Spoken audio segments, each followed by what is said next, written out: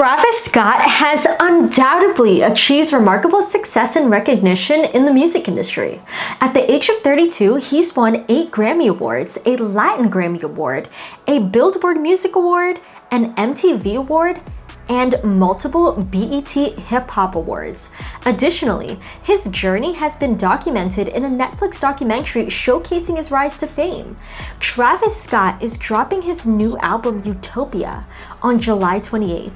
But what we're not gonna forget is what happened in 2021 at Astroworld. A grand jury in Harris County, Texas voted not to criminally charge rapper Travis Scott for the deaths of those who attended a music festival back in 2021. 8 people died at the Astroworld Festival in Houston. 2 more people later died from their injuries. 18-year-old Aiden Cruz can be seen here climbing a camera platform, pleading with the concert crew to stop the show. Says he was hoping to save lives after almost losing his own in the crushing horror of the crowd below.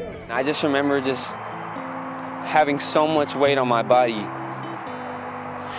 and I was pushing, I was fighting, and then I stopped because I was getting winded. I was using all the energy I had left in me, and I came to the point where I was accepting my death. The 3rd annual sold-out event, the first since the pandemic, drawing a crowd of 50,000 fans. Houston's police chief says he met with Travis Scott and his head of security prior to the performance to express concerns over public safety. The New York Times reporting that Houston officials were worried about crowd control, showing concert-goers rushing past security earlier in the day after Houston police declared the concert a mass casualty event. According to new documents obtained by ABC News, the operations plans didn't account for a crowd surge, and only 2 people had authority to stop the concert, the executive producer and festival director.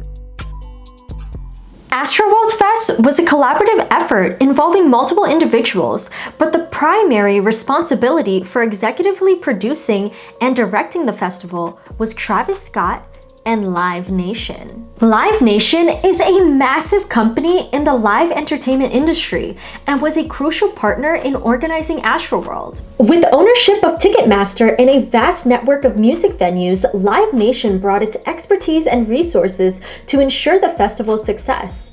They were involved in aspects such as event logistics, ticketing, and venue management.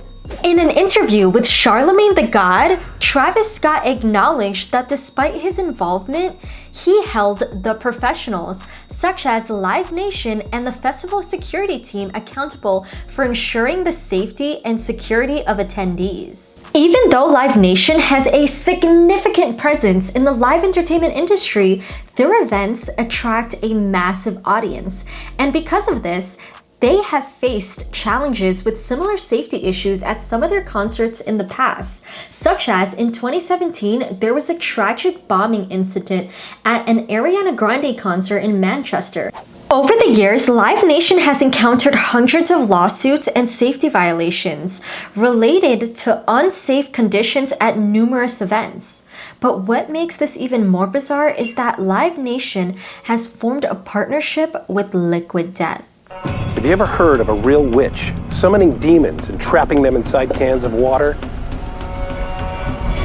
Inside this very warehouse sits the entire inventory of Liquid Death mountain water.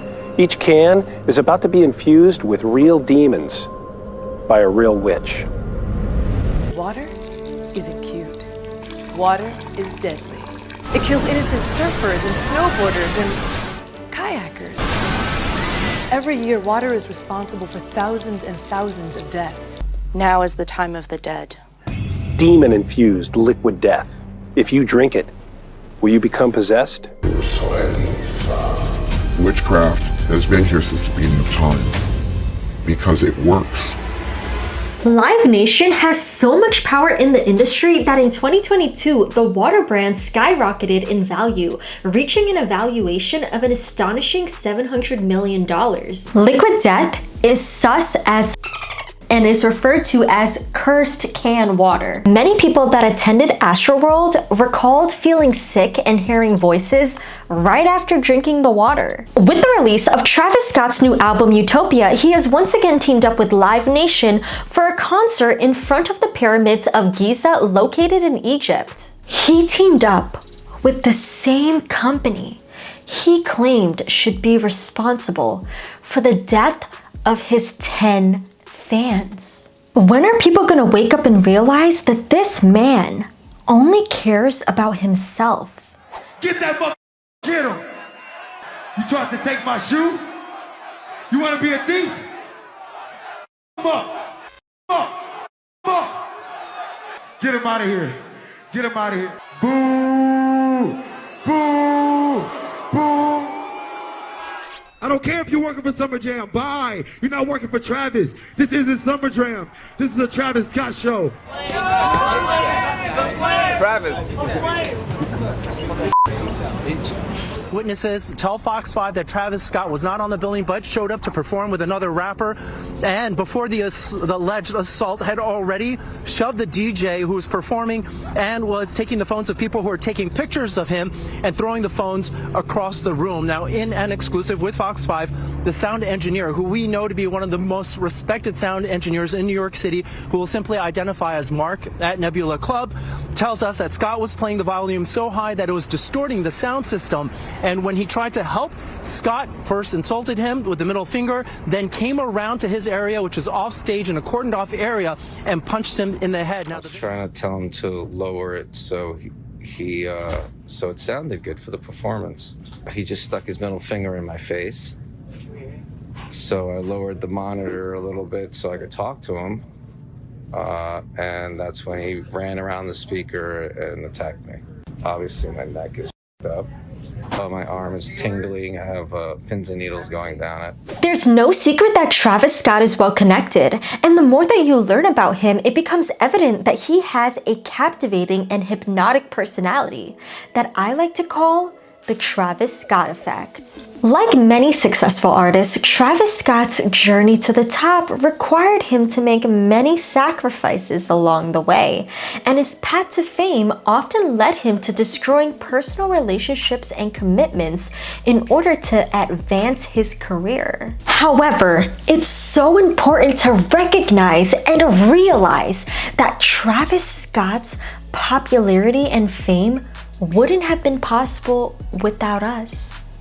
We as a collective have played a significant role in elevating him to the position and status he holds today. The Travis Scott effect and his network of connections have undoubtedly contributed to his success, but it's the unwavering support of his fans that ultimately made him the influential figure he is today. We the people give him the power and the energy.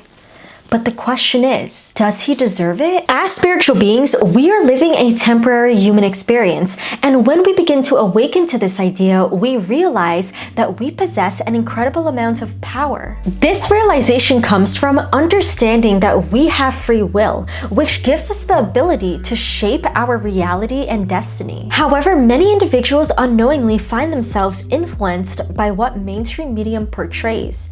By consciously raising your vibration and seeking a higher level of consciousness, you align yourself with the divine forces within and around you. This leads to a more enlightened and fulfilled existence. Do you want to raise your vibration and reach a higher level of consciousness? Or do you want to be subject to the divine counterpart and have your life force energy be manipulated by lower level entities and people? Remember, the choice is yours because you hold all of the power. We the people made Travis Scott the person that he is today because where our attention goes, our energy flows. In the opening scenes of Travis Scott's Netflix documentary, Look Mom, I Can Fly, the documentary portrays the chaotic atmosphere which bodies are being dragged from the crowd, highlighting the ongoing issue of safety concerns at his shows. The film reveals Travis Scott's role in encouraging his fans to jump over barricades, bypass security gates, and engage in erratic behavior, which adds to the sense of chaos surrounding his performances. Travis Scott is addicted to chaos and feeds off of chaos. When Travis Scott drops his new album on July 28th, I'm gonna act like it never even happened because I believe Travis Scott and Live Nation were consciously aware on what they were doing at Astroworld Fest in 2021. Travis Scott is already at the point of his career where he believes he's untouchable, but it doesn't have to be like that. If we all shift our perspective and raise our consciousness, we would see the truth for what it really is. As a collective, we need to become more conscious on what we are listening to and the energy that comes with it. As you ascend and awaken within our matrix, you begin to realize you no longer have to support what mainstream media is constantly pushing out. You are given all of the power, and it's time for you to decide what you're going to do with it, because we were given the ability to shape our own realities. So what are you gonna do?